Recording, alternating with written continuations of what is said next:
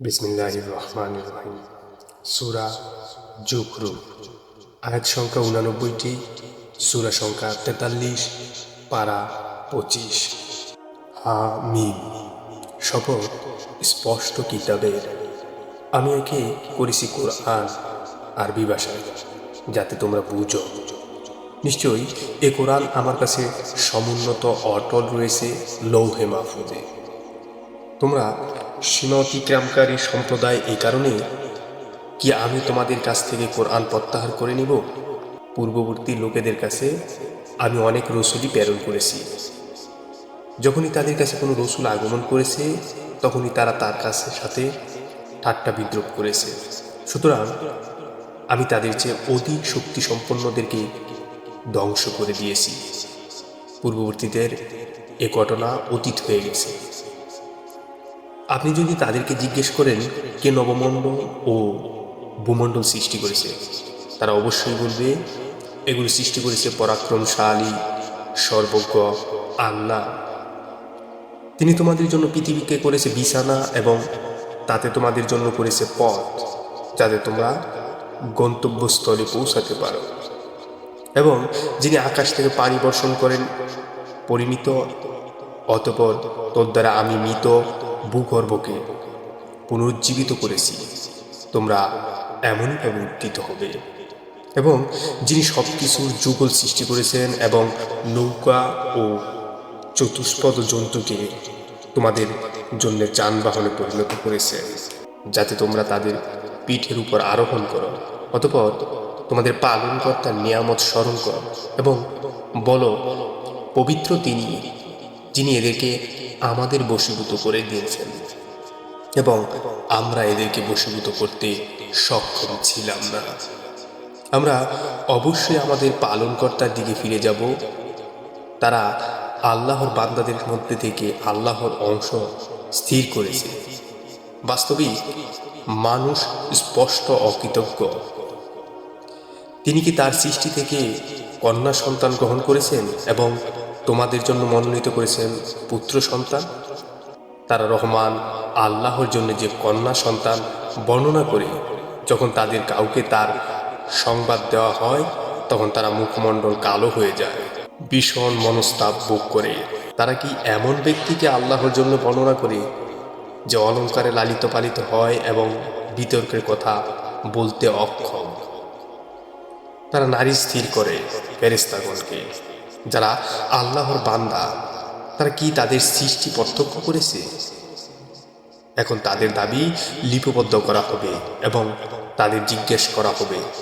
তারা বলবে, রহমান আল্লাহ ইচ্ছা না করলে আমরাও ওদের পূজা করতাম না। এ বিষয়ে তারা কিছুই জানে না, তারা কেবল অনুমানে কথা বলে। আমি কি তাদেরকে কোরআনের পূর্বে কোনো কিতাব দিয়েছি অতঃপর তারা তাকে আঁকড়ে রেখেছে? বরং তারা বলে, আমরা আমাদের পূর্বপুরুষকে পেয়েছি এক পথের প্রতীক এবং আমরা তাদেরই পদাঙ্ক অনুসরণ করে পথপ্রাপ্ত। এমনইভাবে আপনার পূর্বে আমি যখন কোনো জনপদকে কোনো সতর্ককারী প্রেরণ করেছি, তখনই তাদের বিত্তশালীরা বলেছে, আমরা আমাদের পূর্বপুরুষদেরকে পেয়েছি এক পথের প্রতীক এবং আমরা তাদেরই পদাঙ্ক অনুসরণ করে চলছি। সে বলতো, তোমরা তোমাদের পূর্বপুরুষকে যে বিষয়ের উপর পেয়েছ, আমি যদি তদপেক্ষা উত্তম বিষয় নিয়ে তোমাদের কাছে এসে থাকি, তবু কি তোমরা তাই বলবে? তারা বলল, তোমরা যে বিষয় সহ প্রেরিত হয়েছ তা আমরা মানব না। অতঃপর আমি তাদের কাছ থেকে প্রতিশোধ নিয়েছি। অতএব দেখুন মিথ্যারূপকারীদের পরিণাম কিরূপ হয়। যখন ইব্রাহিম তার পিতা ও সম্প্রদায়কে বলল, তোমরা যাদের পূজা করো তাদের সাথে আমার কোনো সম্পর্ক নেই, তবে আমার সম্পর্ক তার সাথে যিনি আমাকে সৃষ্টি করেছেন। অতএব তিনি আমাদেরকে সৎপথ প্রদর্শন করবেন। এ কথাটিকে সে অক্ষয় বাণীরূপে তার সন্তানদের মধ্যে রেখে গেছে, যাতে তারা আল্লাহর দিকেই আকৃষ্ট থাকে। পরন্তু আমি এদেরকে ও এদের পূর্বপুরুষদেরকে জীবন উপভোগ করতে দিয়েছি। অবশেষে তাদের কাছে সত্য ও স্পষ্ট বর্ণনাকারী রসূল আগমন করেছে। যখন সত্য তাদের কাছে আগমন করলো তখন তারা বলল, এটা জানি না, আমরা একে মানি না। তারা বলল, কোরআন কেন দুই জনপদের কোনো প্রধান ব্যক্তির উপর অবতীর্ণ হয়নি? তারা কি আপনার পালনকর্তার রহমত বন্টন করে? আমি তাদের মধ্যে তাদের জীবিকা বন্টন করেছি পার্থিব জীবনে, এবং একের মর্যাদাকে অপরের উপর উন্নীত করেছি, যাতে একে অপরকে সেসব রূপে গ্রহণ করে তারা যা সঞ্চয় করে আপনার পালনকর্তার রহমত তদপেক্ষা উত্তম।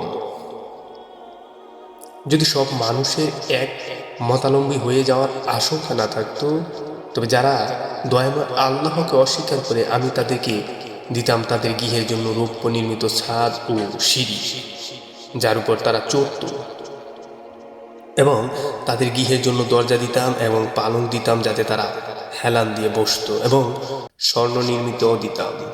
এগুলো সবই তো পার্থিব জীবনের ভোগ সামগ্রী মাত্র, আর পরকাল আপনার পালনকর্তার কাছে আছে তাদের জন্যই যারা ভয় করে। যে ব্যক্তি দয়াময় আল্লাহর স্মরণ থেকে চোখ ফিরিয়ে নেয়, আমি তার জন্য এক শয়তান নিয়োজিত করে দেই, অতঃপর সেই হয় তার সঙ্গী। শয়তানি মানুষকে সৎপথে বাধা দান করে, আর মানুষ মনে করে যে তারা সৎপথে রয়েছে। অবশেষে যখন সে আমার কাছে আসবে, তখন শয়তানকে বলবে, হায়, আমার ও তোমাদের মধ্যে যদি পূর্ব পশ্চিমের দূরত্ব থাকতো, কত হীন সঙ্গী সে।